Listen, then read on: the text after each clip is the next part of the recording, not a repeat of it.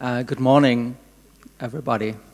A very warm welcome here on behalf of the organizers. My name is Michael Freund. I'm working for the ITI Germany, and I have the honor to be the president of ENIGPA, the European Network for the Information Centers for the Performing Arts. And we are like the co-initiator, the co-organizer of that conference, as we had a roundtable meeting 2 days ago. And I have the pleasure to chair or host or moderate that session in the morning. And I think we are awake enough to discuss here, to discuss with you. And yeah, so let's use these 1.5 hours just to connect to the discussion yesterday, the origin and originality. So that was like, there is something, a context where artists working in, and somehow it is something to describe, but we already saw yesterday that it's moving, it is something questionable. What is really the context when artists are mobile? Günter Haig, opening the discussion, set the term transit existence. So everyone almost is nowadays living in a transit existence. That's the main theme of that opening speech. And today we even have more that idea of a moving narrative. So the title, maybe things are, artistic works are moving, artists are moving, narratives in itself might move, might change, shift, be flexible, fluid. So we'll connect to the discussion of yesterday, I guess. And when you had a look on the on here, the invitation and description of the panel, there's already these terms of context, confrontation, moving, questions of confrontation, translations, and changement in itself when one works on other places, collaborates, connects with other artists. So I have the pleasure to discuss here or moderate the discussion in between three experts, Krista Curry, Marta Keil, and Julia Popovici. And I might briefly introduce them. You have it, of course, in the materials, but I used the occasion just to call it again. Krista was born in Beirut, but then she was trained as a dancer, but made her master in performing arts theories and a PhD at the Auvergne University in France. So she moved from the Near East to Europe, and in between, she was involved in many artistic projects in dance and theater, as I learned, and she was involved in exchange programs for artists and cultural agents, so to say. And in 2017, she was invited by the Münchner Kammerspiele in Munich to be the artistic director.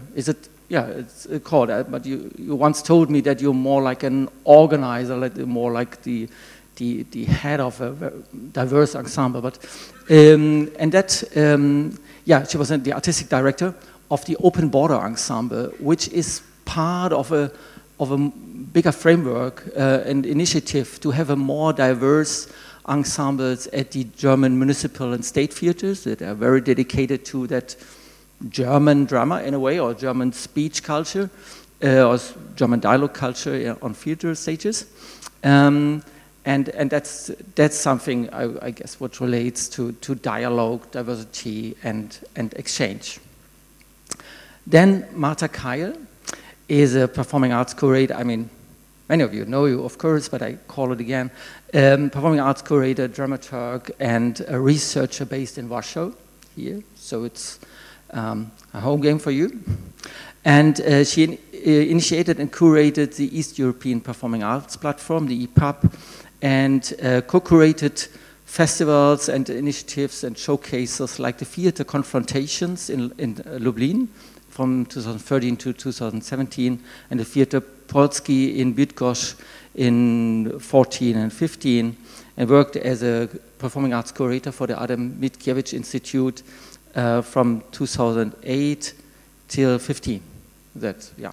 So that's, she's editor of 2 publications we would like to mention. It's reclaiming the obvious on the institution of the festivals. This was published in last year, 2017, and Dance Project Artistic Research, which was an earlier work published in 2015.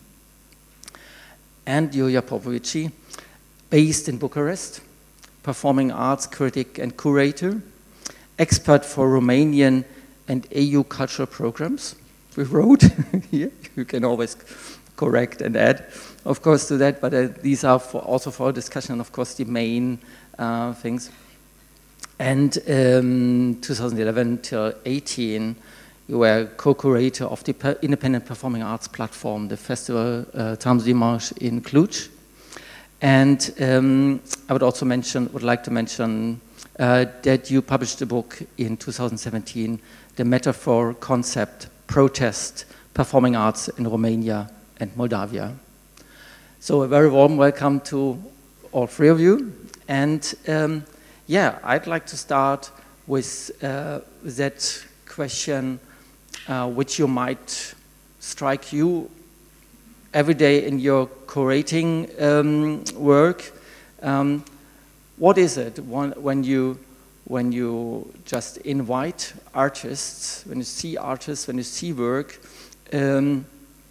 which you see in another context, which you see work which was developed in another or from another origin, from another cultural background, and you bring it over to an audience within a festival or a certain program, and you might have in mind that the audience is completely in another context. So what is then your question in relation to translation or confrontation? So what's your point then? And I would like to start with Marta to say something about, from your experience, what does it mean to you to translate these works for another audience? What are the most striking points there? I would maybe refer to maybe to the position or to the experience. Like I would try to go more into some concrete basis of an experience of curating performing arts here in Poland, together with Grzegorz Reszkę, who is actually sitting there on the second row. We did curate Festival Confrontation in Lublin. And actually, when I was, for the last 5 years, then we had to stop it. Last year was our final edition, if I may call it like that. But I realized that what comes to my mind when I think about this experience, or like what comes to my mind when I think about the role or the position of a curator nowadays, especially in this very concrete context in terms of the political, social, but also economic situation in which we all are, both in the local situation here in Poland, but also internationally, as the festival was always international, at least during our 5 years, we've been really working on its international scope. I would say that this main, how I would see like a role of mine or a responsibility of my role would be to first of all carefully map the context in which we are. So what would it mean to organize a festival in that particular city of Lublin? So thinking about also not only the current social political context of the city on the east-south part of Poland with certain tradition and history behind, but also about the history of the very festival we did curate, which was a festival coming from this alternative political theater movement here in Poland, and then shifting its scope a little bit to the idea of the repertory theater and presenting mostly big theater drama productions, and then us coming somehow trying to provide a link between the tradition of this avant-garde alternative political movement and a current program, and in a way somehow getting rid of big repertory theater productions.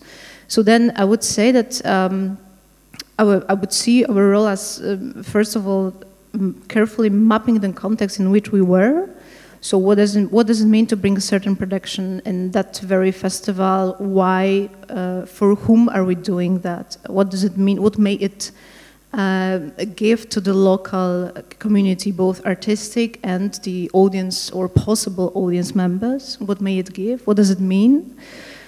So that was one thing, and therefore we always had a topic of the festival, but it was always somehow coming from the artistic practices we have been observing. We were never imposing a certain topic to the artist, it was always the other way around. So in that sense, what was our role in, I would say, again, referring to your terms, translating or bridging certain context, would be also to provide possible, best possible in terms of safety and openness, conditions to work for the artists we were bringing to Lublin, which would mean to put all our effort possible to make them stay as long as possible, hopefully during the whole 10 days of the festival, so they can really see where are they actually, and they could really not only present and go, but also stay, see how their practice might resonate with the other presented productions or with the other presented or tackled topics and notions, and why and how and what does it mean. So in that sense, I would also say that it was not necessarily about the mobility of aesthetics again, but rather I would say I was mostly focused on the working conditions in which we are. So I would say that our role was not only to map the context in which we were and then decide why certain topics or ideas might be interesting in that particular situation of Lublin, but also to, in a way, produce the context in terms of preparing some materials that would help to see certain links between the presented projects or between the projects that were taking place in Lublin in terms of being artists being in residency or performances being produced, and then to be able to somehow, in a way, draw the landscape or the possible line of or points of references. So in that terms, producing the context would of course mean providing as many materials as possible. But what was also super interesting was, and I think it was also one of our goals, was not to overproduce this context or not to overframe certain productions or artistic practices. So I think it was really important to leave certain space for something we could not predict or something we might not have idea that it may happen, something that is really unexpected. It might be a clash with the audience, it might be a super interesting confrontation with the audience, super interesting dialogue, or a really interesting way of seeing some production from another angle that we would never think of. So I would say that combining these two tasks, so mapping and producing the context, and then leave a certain space for the audience and also the other artists to relate to, was the crucial point of our practice in that very case. And I mean, the term of Theater Confrontations, or the title, was it already kind of strategy of just preparing an audience that there is something of the otherness, or is something of that they already might expect, that there is a confrontation and that might raise a kind of openness, hopefully, to go into these confrontations? I would say it was the other way around. I mean, I would say that what we were trying to do was to create a space that would be really, to create safe conditions for both the artist and the audience to talk, to dialogue, to exchange opinions, but also to, in a way, waste some time together, to really get to know each other, and to really be able to exchange some ideas, thoughts, experiences, sometimes coming from, again, super different contexts. That was one thing. But the other is that the very name of the festival, Confrontations, came from the tradition of the festival, which was somehow an idea to to present the other theater, that this is the way how it has been called back then. So in Poland, in the landscape, when this model of a very well-known model, for instance, in Germany, of the Stadttheater, of the repertory city theater based on drama productions, so to present to that particular context that is really dominated by this model, and it's still also today dominated by it, to present some other possible ways of working in terms of collectives or independent field, independent scene. So in that sense, we kept this kind of confrontation. So our first edition was entitled Forget the Theater, and it was all based on bringing, presenting, but also inspiring new ways or other ways of working methods and working conditions other than the repertory theater would propose. So in that sense, again, it was coming back not necessarily to the very aesthetic level of the productions, but to the working conditions in which we are, and to in a way present the possible alternative to the dominating model, but also to stress out how the working conditions or how the art production methods and modes are shaping the artistic practice itself. Okay, thanks so far. So Julia, what is your what kind of point you would like to make to these terms of translation, confrontation, out of your experiences as a curator? Well, my most extensive such experiences with the Temps Dimanche Festival, and I think one important point is that we made everything possible not to ignite a confrontation with the audience. So the Temps Dimanche Festival was hosted by an alternative space. It was hosted by a former paintbrush factory with regular conventional theater spaces like this, but eccentric to the structure of the theater of the theater in the city of Cluj. And it was fundamentally comprised of independent work. So dance and theater produced by not by public institutions. Something that is very related to the model of production and the challenges of the modes of production in Romania, and I will not get into these details. But this was the context, one of the contexts, and it somehow shapes the kind of work you can bring. Either work from outside Cluj, because it's not only international mobility, it's also national mobility, so works from outside Cluj and works from outside Romania. And it's always about mapping, like as Marta was saying, and aiming at a certain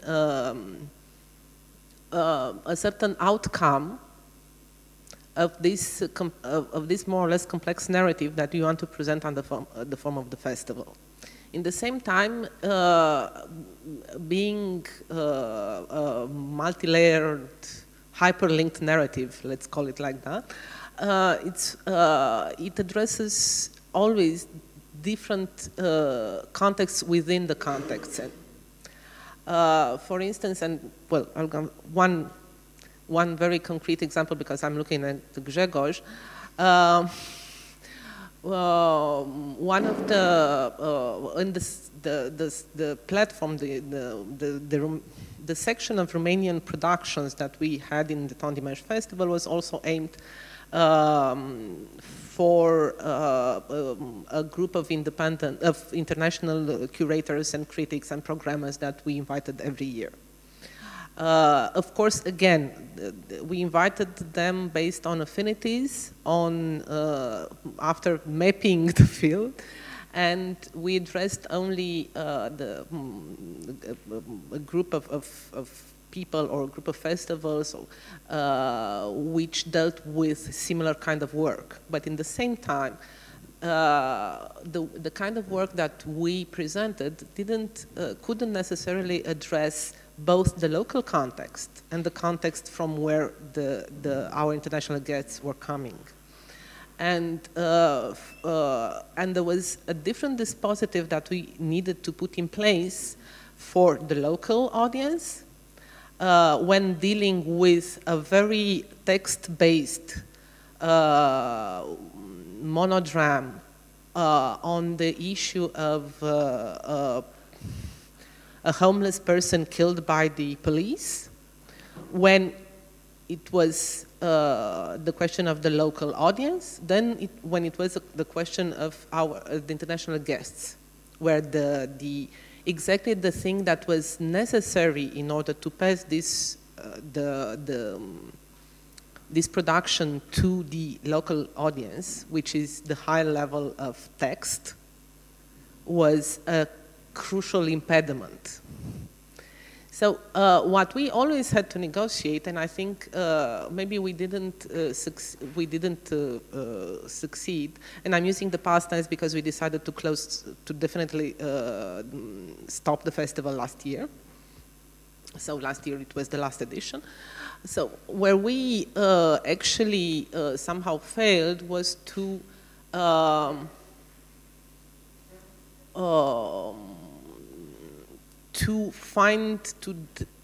help as a festival, to contribute as a festival to a more complex kind of negotiation between theater as a local art, as a local form of communication, and theater as a form of translating the local context internationally. But basically, for me, the experience of the festival and the totality of the international experiences that I had, including one in Denmark that we all had, where it proved to be very difficult to explain that even if we were all coming from Eastern Europe, we didn't speak the same language, and we didn't necessarily know each other, all of us. For me personally, now, theater is the most, well, and I think the value of the theater in terms of narrative is that it is extremely local. It is, and I think it will never be as global as visual arts are, or anything else, or music, or, and how to make this theater more mobile, the narrative, the theater narrative more mobile, is how we all become more interested in the local issues of other countries or other places. Mm-hmm. Thanks, Julia. Yeah, I think that's, I mean, that's the challenge about to on one side, accept and realize and be open for things which are of local interest, and then on the other side, just try to benefit or see it as an enrichment or see it as more diversity, to be confronted to that kind of things which are completely in another context, and finding actively the dialogue and the awareness for these kind of exchange. I think the main issue here is how willing people in general are to, how open they are to diversity. Mm-hmm. How interested we are in accepting to be contradicted in our inner thoughts and ideas about the world, than to be, if we are equally interested in being contradicted, than we are in being confirmed. And that refers to a context we put our work in, which are not, I would say, we do not have really the capacity to change that, or do we? I mean, all our attempts on the other side with theater is to change that overall context in society or in politics, where you then confronted, I think, in daily work, when restrictions came, not to bring some kind of work or not to do kind of festival, then that is, I mean, not that much in the country I live, or completely not. There is confrontation or political radicalism is kind of promotion in a way, and it's part of the democracy, but in other countries it isn't, and then you are limited to these political frameworks. I think for the context that I'm coming from, mainly the issue is how can we confront the narratives that others have about us. It's a pattern of reproducing power structures that really works in the detriment of I don't know, for Eastern Europe, in the detriment of Eastern Europe, from Eastern Europe in the detriment of Romania, in Romania in the detriment of rural and ethnically minority groups. And this thing of the reproducing structures of power on the other is something very in which I think theater has a huge power. At the same time, theater is a liability because theater itself serves in reproducing these structures of power.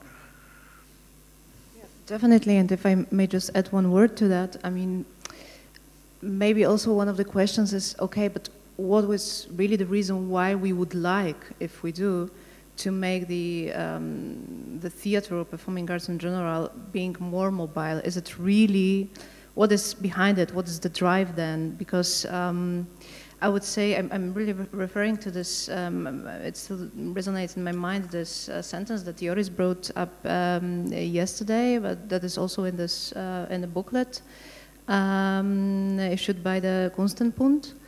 The sentence from Sarah Vanet, that wherever she travels, she always meets between the festivals or arts venues, she will always meet the same audience. And basically working on the festivals, I don't know if you would share, Julia, the same like experience or approach, as basically again being part of this kind of industry, performing arts industry. So like would you see the program of many of the festivals, European festivals, you would basically see pretty similar names everywhere.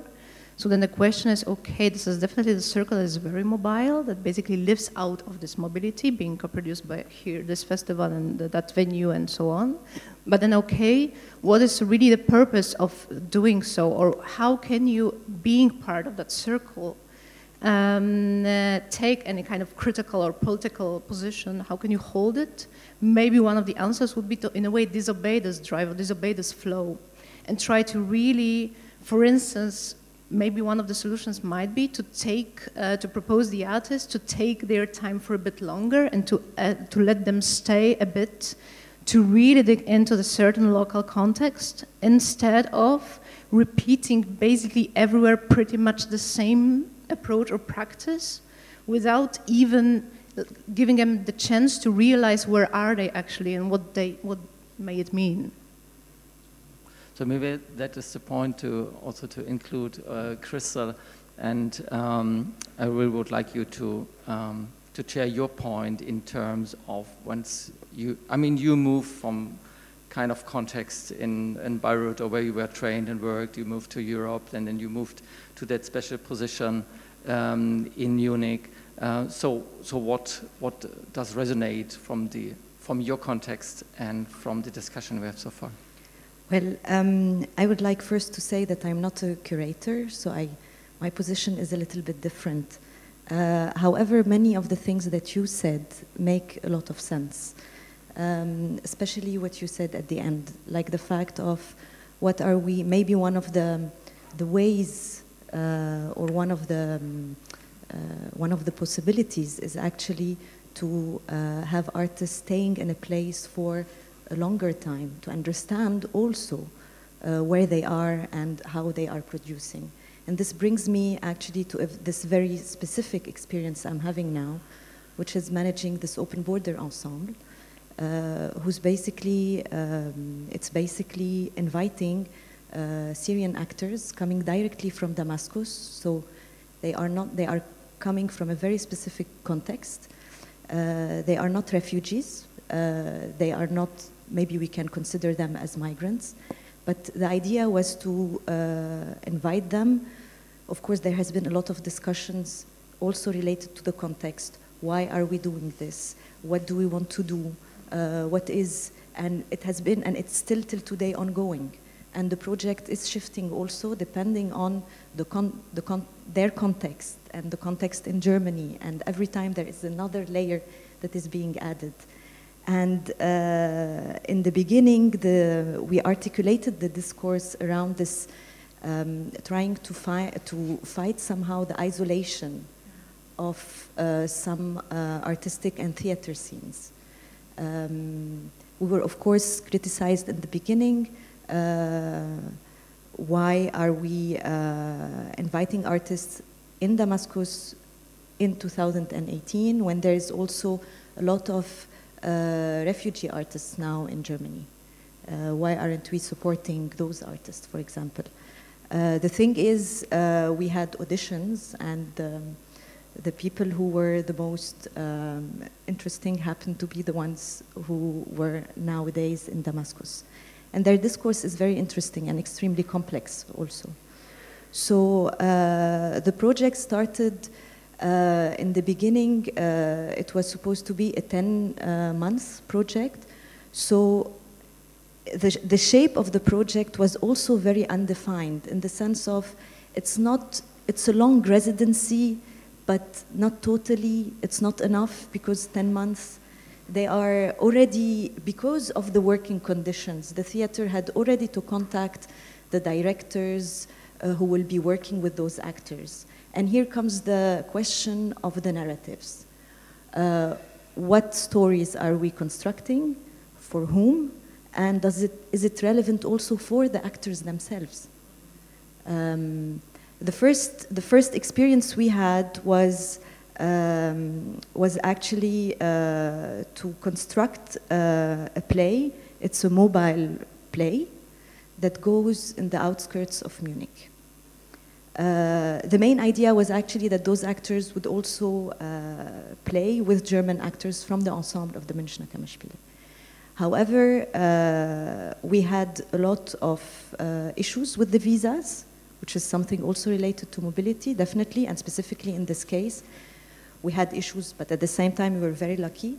And we had programmed a great planning of them coming and, you know, having their time to understand what is Munich and all this. But of course, they arrived technically last minute, and they entered directly into a process of rehearsals.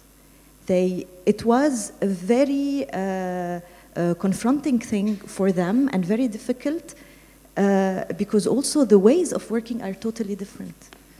The infrastructure now, when it comes to the theater in Syria, is extremely poor. Let's say non-existent when it comes to independent theater, and they arrive and they are somehow overwhelmed, but still in this position of not understanding actually where are they. And I think that was what was interesting about this project was the process they went through, and they had to be on stage and present their stories, but the question is which stories, to a German audience that is not necessarily a theater audience, because the project was a mobile theater in the outskirts, outdoor theater where they are there and telling their stories. And here I think that what is very important was the translation process. And translation in the literal way of how do we communicate together, knowing that the language, there was clearly a language barrier. We end up, of course, finding a common language, which is English, but this also, it's something that was mentioned yesterday. It makes sometimes the discussion very generic. And also the translation when it comes also to the aesthetics. Like what are we constructing together? Of course, they are actors, they are not directors here, but still they are, it was a kind of documentary theater where they had to provide their own material. And this was, I think, a very intense, painful process of also where they had to take distance, and they had to be in it again, and at the same time finding a kind of common ground and relevance to what were the stories they were telling. Because most probably what they really wanted to say maybe didn't really make sense actually to a German audience. And what made sense for a German audience wasn't maybe really said in the piece. So I think that the director went through also a lot of ups and downs and needed to always be aware of the context, and we needed also always to find a way to translate this very specific context to the actors. And here, very like working conditions, very technically, we called for a translator / mediator facilitator, and it was very hard to find someone at the same time who could speak Arabic and English or Arabic and German, and who has a theater background and who has a political background, and also, of course, a psychological background that can understand, because sometimes it's not about literal translation, but you need also to give the context. If this actor is acting this way, it's because there is something behind it, and vice versa. So when it comes to those mobile narratives, it's not only about importing and exporting. The project I'm in is more about we are constructing together a kind of narrative and producing something that is, I would say, in between. And I don't know if we're succeeding, but we're trying. And that's the process, and that's the interesting part in it. Yeah, what you first said, it sounds to me like there were two steps in one, just changing the institution or struggling with the institution, theater, the working conditions, the way a production is produced with certain preconditions, certain aims, and then at the same moment also go out and change the context or change narratives outside the theater in the places where you present the play, and that immediately sounds like an overload and totally. The way to feel. Mm. And I think it was this is also because, of course, we discussed, and after the project, I mean this specific project, because then there was another project. The element of unpredictability was very important, and we needed to be, I think what is very important is to be alert and have the capacity to be very flexible and adapt yourself. And it's not easy, because then like these two steps in one step was too much. And of course we had to deal with it, but we weren't prepared. And there are a lot of things we weren't prepared for, because I think that this specific project is part of a broader opening of the institution itself. So it's not only about an artistic project, but it's also about a management slash reconfiguration or opening of a city theater in Germany. Thanks. So at that moment, I would also like to give the opportunity just to for you to give your remarks or questions, just if you would like. Please, yeah. Where? Sorry. I have a question to Marta about the production of the Shishi Pop. During the last edition that you were organizing with Grzegorz. And maybe you can say something about the whole process of the production, and because do you think it could be an example of moving narratives? In what sense? Yes, definitely in a way. In this very concrete example, I think it's super interesting. It's actually I think the last production so far of Shishi Pop, which is called the Oratorium, and actually it's a very challenging project in terms of thinking of a context over and over again and producing it in a way from the scratch in every single location they would go. I don't know if some of you had a chance to see it. The idea is to always to work on a notion of the property, but always with in different contexts. So in terms of different cities or countries, wherever Shishi Pop would go, they would always try to find, with the help of the organizers that would invite them, to find some, how are they called, like the local experts, this is how they call them, who would then at the end of the preparation process form a kind of a choir. And the experts they might be professional performers, they might be the regular audience members, or whoever decides to answer the open call. And the basic idea is to share with the Shishi Pop artists the notion of the property, or the way how they would relate to that notion in that particular context. So for instance, part of the task is also, that was also a case in Lublin, and actually it was also a very, I think, interesting example, because that was the first attempt to do the oratorium outside of Germany. So Shishi Pop would come with also, there is a certain score of the performance that they would come with, but of course it always changes relating to the particular location where the performance would be presented. And what is also very nice is that because it requires a lot of time to preparations with the local experts, they would come for longer time. So they would spend like 2 or 3 weeks in a certain location. So they would go and also try to understand the map again, the context in which they are, but also to really work with the local participants. And then, for instance, since Lublin was the first production of oratorium outside of Germany, they would come with a kind of score that was really focused on the German context. So that was, in that case, I think it was after the first rehearsal or run-through of the performance in Hanover. So then, for instance, some of the questions that the Shishi Pop would address during the show, either to the local experts or to the audience, because it's all based, the whole performance is based on the model of Lehrstück, and it's all, it refers very much to this model, and also it engages the audience in terms of creating a dialogue with them, a kind of directed dialogue, if I may call it like that.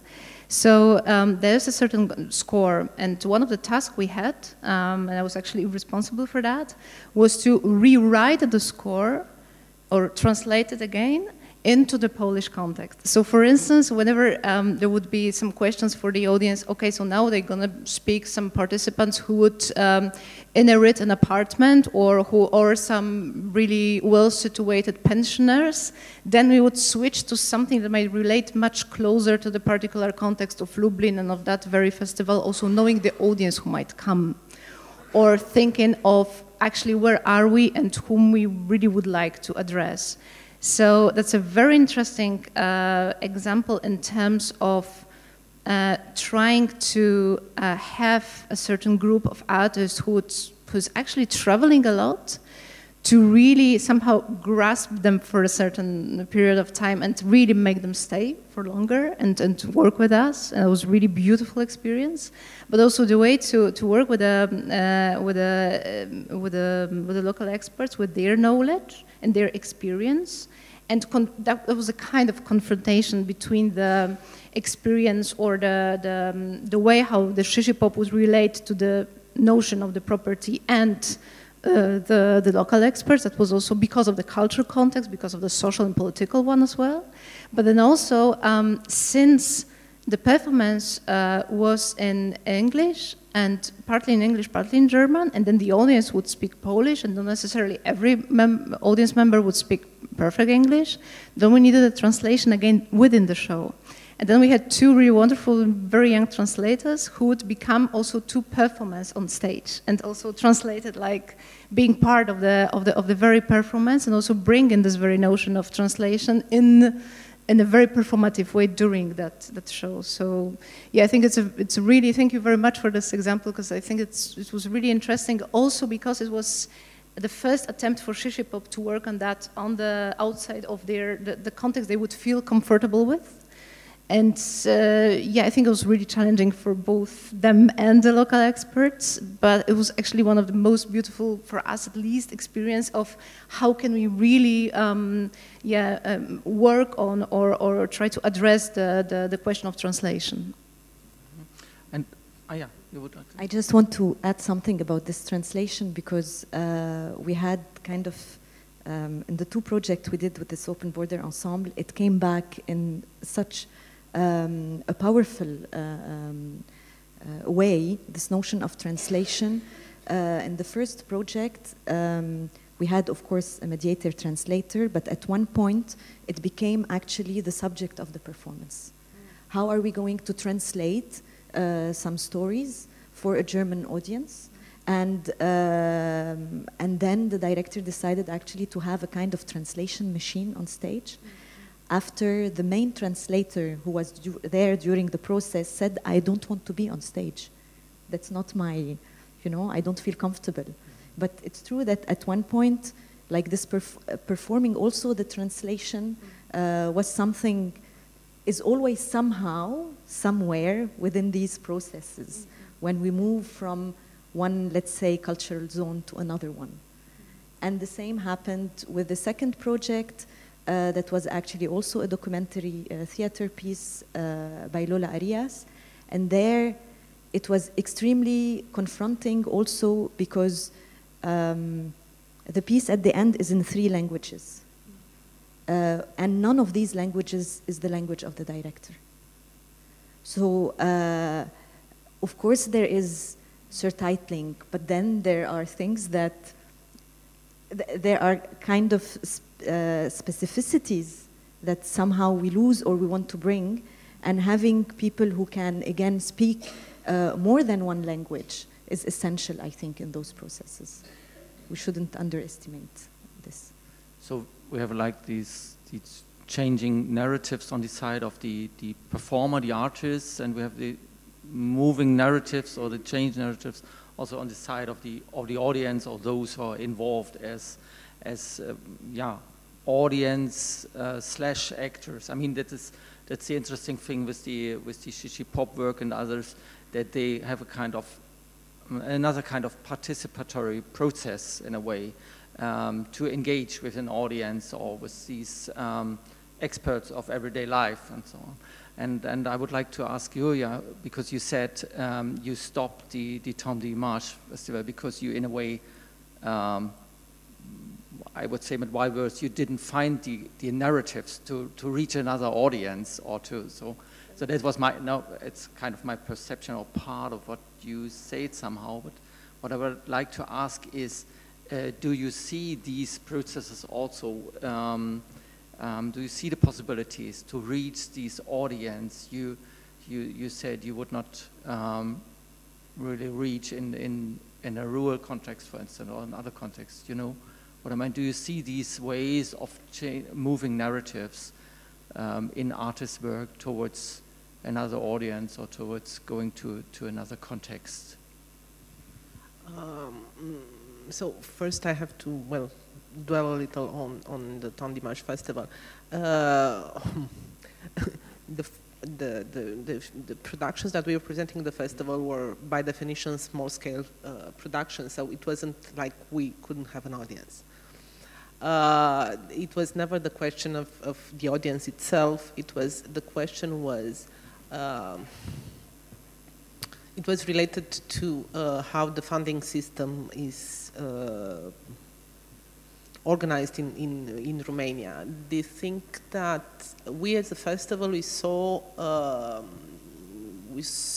saw ourselves as a kind of enablers. We wanted through the festival, and that was how the festival and the platform, the independent performing arts platform within the festival, was born as putting to serving the needs of the community, the independent artistic community, and enable the connection between them and the various audiences that we had in Cluj. The moment when we stopped having the resources to answer the needs that the community had and the artists had at that particular moment, their needs in 2018, not the needs in 2011, we decided to stop because we were risking becoming just a presentation platform. And just repeating, well, not creating a context, but just presenting whatever existed within the context.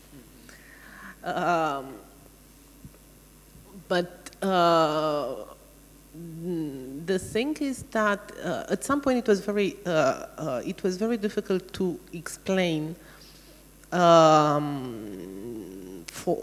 even within a context as Romania, that mobility within the freedom of mobility in the European Union benefited artists more than anybody else. And it's the mobility of artists is, so artists were the only category that equally benefited from this mobility, no matter where they lived. For other categories, it depended on the part of Europe they lived. For unskilled workers in Britain, it wasn't a benefit because they couldn't leave and they could lose their jobs because some cheaper Eastern European could come and so on. But actually, for artists, mobility, European Union was the source of a continental community where everybody benefited from this, and the thing is, how can we pass these benefits to others? Because in the end, the mobility and the mobility of narratives doesn't concern the artists as much as the audiences themselves. The moment when we are mobile for our own sake, it's a little difficult to just have a discourse in favor of more mobility of artists, because actually they are the bearers of their own local narratives and and other narratives. They are the ones that are ensuring this mobility of narratives, and the only purpose of it for me is to enable more communication, more understanding, and a higher degree of understanding of things, of the world, of context that we don't, of context that the audience doesn't know directly. That's why the thing with I think now you realize, now that I explained that it wasn't related to the audience, the question of not having an audience or not reaching an audience with the Temps d'Image Festival. For the others, the question is how to, for me and for the context that I'm coming from, where 46% of the population lives in rural areas, and we had a lot of theater and a lot of public theater, but it only serves the rest of the 50% of the population. The question is, how can we translate, how can we use theater to translate various realities to various groups in order to reduce the economic and mentality and cultural gaps? Yeah, I mean, from my perception, I mean that's quite a thing with accepting like all these things of the diversity, the cultural exchange, and the different artistic work, enjoying that and seeing as an enrichment is from my perception more or less a kind of or thing within urban structures, within the big cities. Because when I think where are all these festivals take place, which we are enjoying, they take place in bigger cities. That's really an urban thing, an urban experience, to have that exchange, to feel enriched by the confrontation with other cultures, with other artistic concepts. That is something which is really not in the rural areas. So that's the big gap when we see, when we have a look how the elections were in Germany on state level or on the federal level, that's to become, but we see that these right-wing parties, or that one right-wing party had a great acceptance more on like the country and in the smaller cities, not that much in the big cities. But when we look back to what we are doing with these kind of artistic mobility, that's something we do like for an urban public, and that's the gap I do see. Well, I don't know if you know, but maybe, I don't know. We had in Romania a referendum a week ago. 3 million Romanian citizens signed a citizen initiative to change the constitution in order to forever forbid same-sex marriage. So we had in the constitution written the marriages between two spouses, and they wanted to change it marriages between a man and a woman. And we had a threshold, a participation threshold of 30%. And against any expectation, we had a participation of 20%. So basically, given or taken, the 3 million people that signed the initiative also went to vote, and that was it.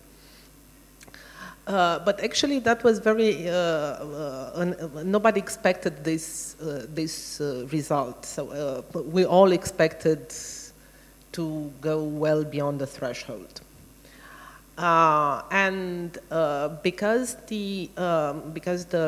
I think the largest group of not only progressives but people with non-heterosexual orientation is in the theater and in the arts in general, the aggressiveness, the violence of the discourse that accompanied this referendum actually led to the first moment that I caught in the last, I don't know, 15 years, where there was a huge mobilization of the, especially theater and dance community, in devising and presenting a very large variety of productions dealing with what family means, what's the relationship between religion, family, and contemporary life, and about homosexuality, about being gay. And especially in our context between being gay and being an Orthodox or having a priest as a father and so on. And there wasn't, the movement towards the referendum, so the time between the 3 million idiots signed the initiative and the referendum, it was a year and a half.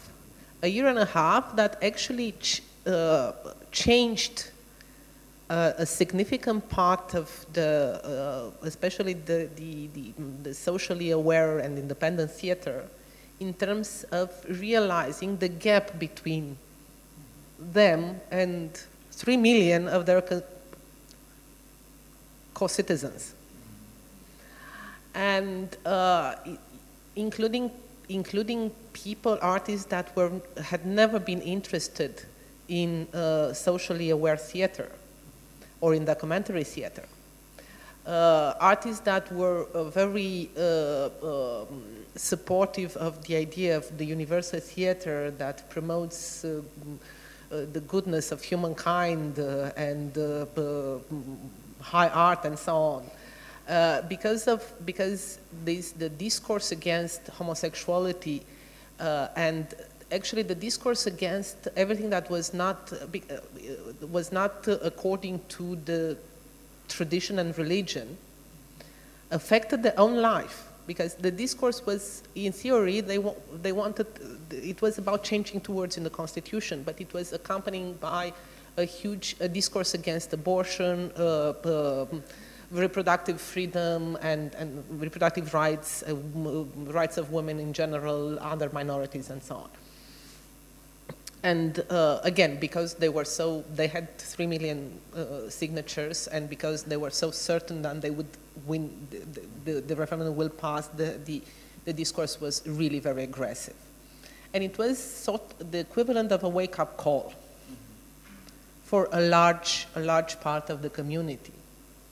And I'm very curious what will happen now after this big failure of the referendum. It was not, the theater mainly didn't, I don't think theater had anything to do with the failure of the referendum, but it was a huge change in how parts of the theater saw its connection with the outside world. The idea that we are protected within our world was shattered by this moment, and it led to this very, very, very sudden awareness of the world that we are supposed to address and we are not addressing, and this lack of communication, the fact that this lack of communication can actually directly affect our lives.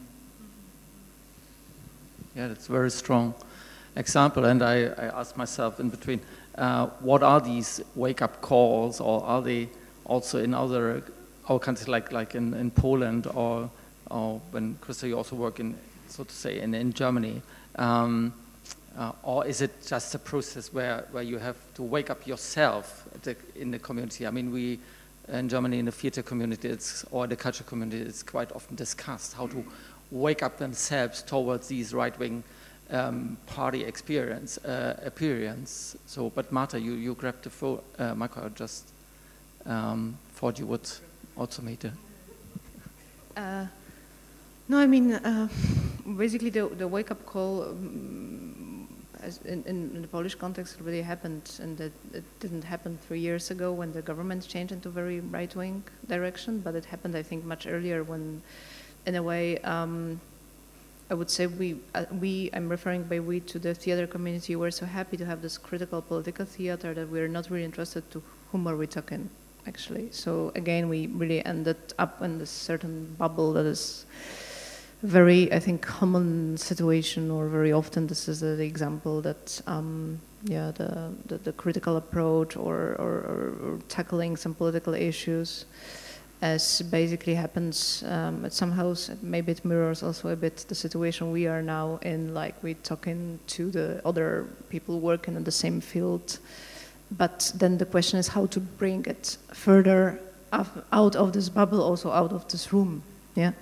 So I would say it did happen much earlier, and probably right now one of the basic question is not only how to get rid of or how to get out, how to break the bubble, but also to finally start practicing what you preach in terms of stop declaring you are political or critical or leftist or democratic or whatever, but start to really perform it or incorporate it in your own practice in terms also of the institutional relationships and so on. So I would say that's the current issue at this moment, or urgency.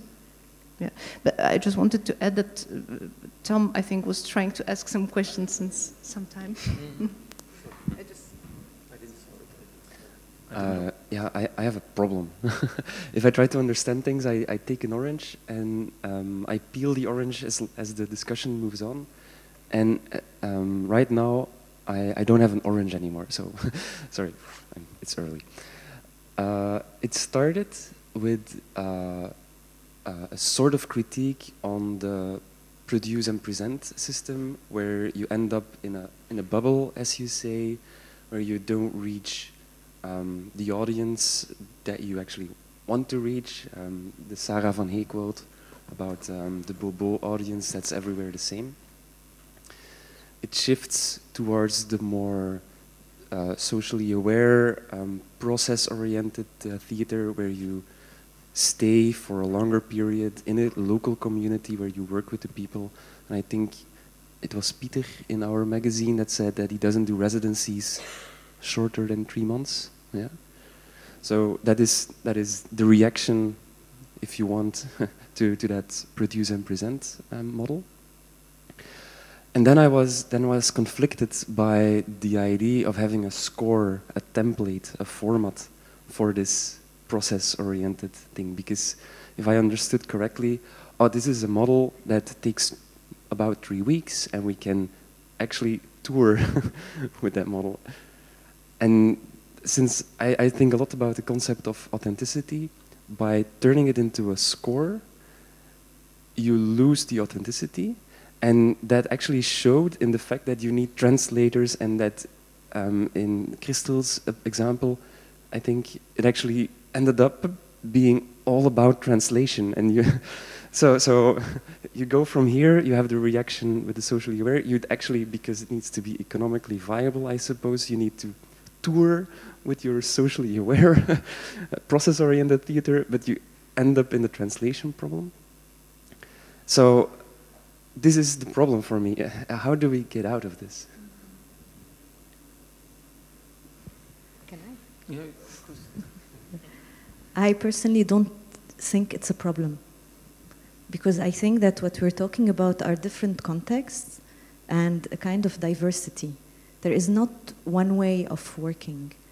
So if Shishi Pop decides or are experimenting a kind of inside thing and trying to see how it works, does not mean that it is the way it should be, no.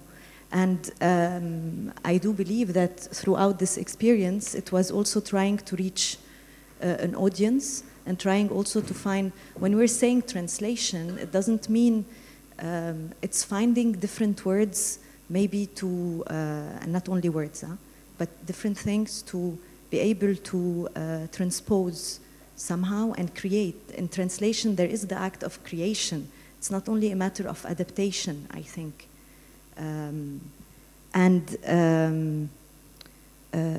I would just like to add about this notion of authenticity. I would be very interested in knowing what do you mean by authenticity. You don't know? Oh, okay. So yeah, sorry, I can't answer if you don't know. It's a conflicted concept, because it's a conflicted concept what authenticity means. So yeah, I'm also not, I don't know what it is, but it relates in a way to the origin and originality discussion that we had yesterday. Mm-hmm. Maybe you mean integrity? Sorry, I come from an anthropological background, so I have a problem with authenticity. Oh, yeah. Yeah, integrity is indeed something that's neighboring that concept. Yeah. But I do believe that all the experiences that the artists are trying to produce are somehow, you know, they are being integral in their own ways. But again, in their own ways. So this diversity is extremely important. Mm-hmm. And I think, again, we are trying to do things, it's not even trying, we are doing them, but what is important, it's also reflecting on them later on, which, like the example of the festival, they reached a moment where maybe they will start over but differently, because there's a moment where you need also to stop and reflect on what you're doing or you have done. I don't know if this answers a bit. It totally answers the question. I see. I mean, from my perception, it's how the discussion went. It is just touching one area and then shifting to another, and then giving another example. And it's not really like going from A to B to C as in consequence. But for me, translation, and it's part of the dialogue, and theater is dialogue. It's always about a dialogue between what is on stage and what is in the audience, and what is for us all together. So translation is a very, very core element in a wider sense for making theater. But what really I think strikes us here is being aware that when you work in these festivals and have these mobile artists, then it really might happen, and it happened to us that that we were aware that we play always for the same already convinced audience somehow. No? It's preaching to the converted, and say, and being aware that there is an audience, there's a big audience you did not reach, and then the question is, okay, by that, well, what kind of moves we can change that situation, because that might be good to have a wider dialogue, so to say. So that's what I would like to say about it. I think the point that Crystal made, the translation is also co-creation and co-construction. It's really important, and I think maybe the metaphor of translation obscures that too much. It's still the idea of translation is that you have one thing in its original context and you translate it to a different context, but there is really a fundamental change. And what I think is very important in all the examples you put on the table, it's that how can you create these contexts where this change can happen as kind of like a mutual learning environment. That is interesting. How can you design a context or a process where this learning can really happen? And I think that you have learned a lot in the projects which you talked about. For instance, if you say that you have the artists which we work in a context in Munich and you immediately drop them in the rehearsal space, that doesn't work. But what have you learned, and can you really design this process? And then I think that templates might be interesting in that sense, that you have a structure and a process and you design it and you learn, and then maybe you can change also the kind of process which you set out. But yeah, that's interesting. I think that you propose something as a learning environment, learn from that and advance, and then go on. And then that's also very important in these discussions, that we can share about it and take things further rather than making some of the mistakes again in different contexts. Just to give a small example about this context thing, this mobile theater, for the actors coming from Syria was very important, and it was very enriching for them to be able to play in the street. For one of the German actors, it was like, why? I want to play on a big stage. So the perception of the apparatus, the dispositif, you know, that of the mobile stage had totally two different meanings and brought two different experiences for them, for both. And I think we shouldn't underestimate this, those cultural understandings and experiences that people are coming from, without entering, of course, in a big relativist discourse or these kind of talks. I also want to add something about this notion of audience, in particular in regard, for example, to the work that the Münchner Kammerspiele is trying to do. I think that to change or to be able to reach another audience takes a lot of time. We are really living in on a very fast pace, and we think that making maybe one edition or two editions or three editions of a festival, we change the audience and now we are reaching. Sometimes it takes 10 or 15 minutes, 15 years. No, yeah, it depends on which time scale you live in. I believe that life is short. Anyways, so it's really, I do think that, for example, now in the theater I work in, the audience has changed. It's clear. However, of course, then there's the whole system around it where the director is leaving, someone else is coming. So are you going to, will you go back to the old audience or will you continue? But a change happened, and then it needs time. It's like revolutions. You have a moment of uprising, and then you have usually dictatorship after it. And then you need to start all over again. So it's really a process. Yeah. And I think you got my point. So we are almost at the end of our discussion. I would like to ask Julia and Marta maybe for reflection on the curator's or observer's point of view. What would you say? What does it need besides time, and what kind of conditions would be necessary for artistic work to really start dialogues with different audiences, to really get into in that kind of different narratives, moving narratives and the other kind of context they are working in. What kind? Maybe part of the answer might be also a way to share the experience we had in Lublin, as actually we were somehow going against the drive of the festival in terms of these 5 years were an attempt to turn the festival or to change the festival into the public institution in terms of get rid of the event-like mode or pace of the festival, and rather benefiting from the situation we were in, which was a really nice building in terms of several infrastructural opportunities for the artists in terms of studios, spaces, rehearsing rooms, and venues, to use it for the entire year, which meant also negotiating with the other. We're not the only organization working in that very building, but trying to find this time spot to be able to offer to the artist the, again, safe and welcoming working conditions for as long as possible,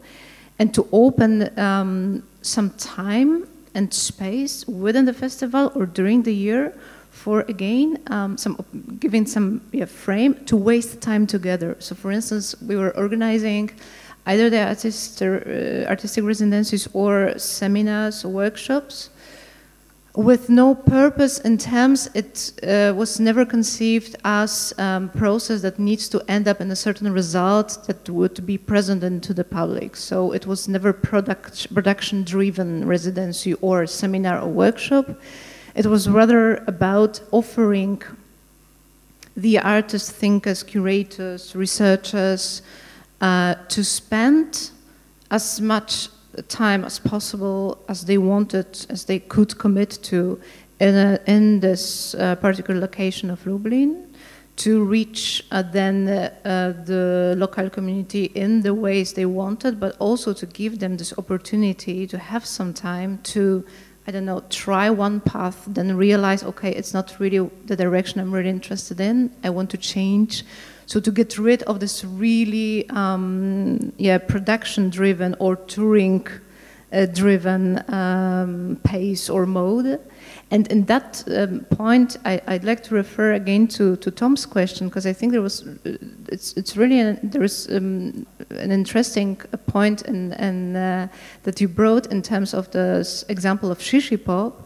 Like, I think it's very okay that they actually did have a score in terms of certain frame they wanted to work on in different locations. The problem is the project was really conceived as a touring one, not a residency one. So they simply had much less time that they would need to really dig into particular context. So in that sense, it was a really, again, beautiful example, but also because we were, I think, in a way, we were able to somehow overcome this really bad, again, working conditions in terms of really being production-driven. So it's more like a festival project again. So what we were trying to do, and also going somehow contradicting the very place we were in, so the festival, the eventness of the festival, was to try to convince them to stay a bit longer. Of course, it didn't work as, I mean, I would say that it would really work well if the whole group of the artists might stay like a month at least or two, or come make some research and then come back. But then it means a completely different working conditions again.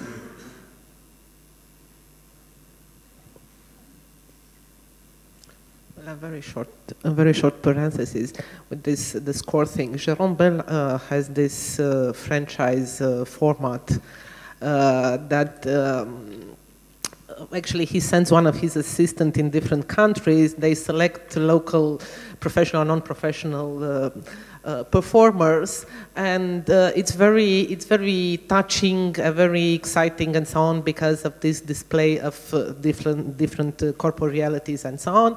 And the whole thing is based on the idea that one audience will never see the same thing franchised in a different place. So it's the success of this formula, which is outrageous in my opinion, is based on the actual lack of mobility of the basis of the theater, which is the audience.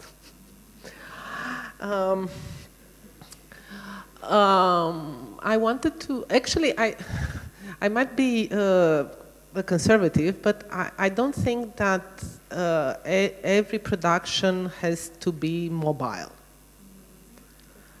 I don't see the mobility as an inherent virtue of a production. And I'm totally aware why the pace of production in the whole Europe, I would say, is faster and faster and faster. And we are in a drive of overproducing.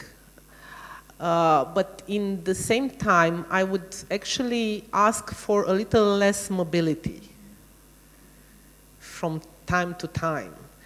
Because at some point, the mobility becomes a purpose in itself. And for instance, that's another parenthesis, that's the problem some of us have with the contemporary dance financing system based on residency only. In the end, everybody's in a residence and nobody's presenting anything to anybody.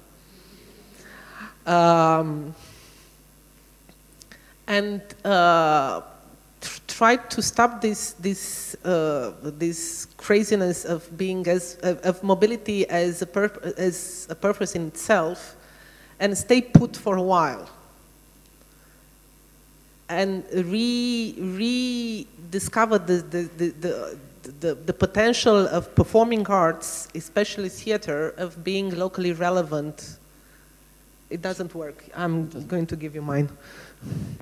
Of being very local, just to bring a larger portion of the audience with us in this general process of translation and recreating context, because we are sort of leaving them behind.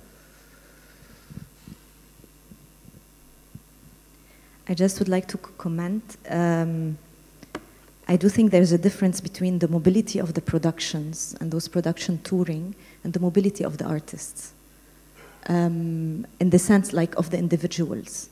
Maybe, I mean, we're lucky in the Schengen zone, and so artists go, and as you mentioned, like it's very beneficial, but in other parts of the world, this can't even happen, you know? And here, fighting for more mobility is very important. It's not an over or an excessive thing. And I think there's a difference in between both. Although I do agree that not all production need to tour, and not all production need to be shown everywhere, and sometimes they are, the audience, it's targeting a kind of audience, and it is there, and that's it. And this is where it's very powerful and fruitful and productive. But not to forget that the mobility of the people, among which, of course, are the artists, is very important. And I mean, I'm sure that you think it's important too, but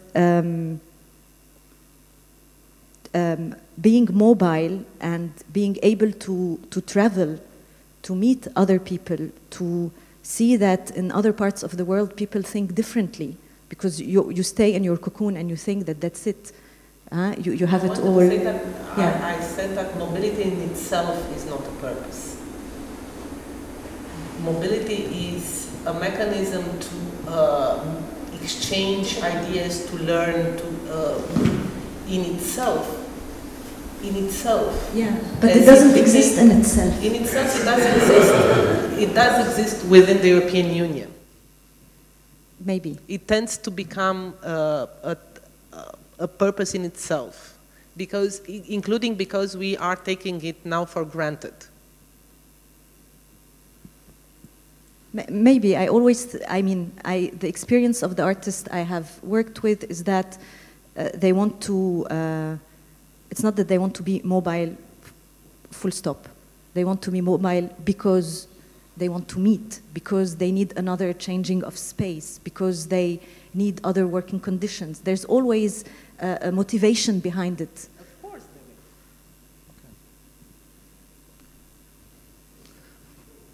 is. Okay. I would, I like the confrontation between these two concepts and would not like to moderate that any further, because maybe that we can pass also to other discussions. So thanks a lot here for you three on stage. Thanks a lot for you listening to us and interfering. And we have a little break now. Thanks.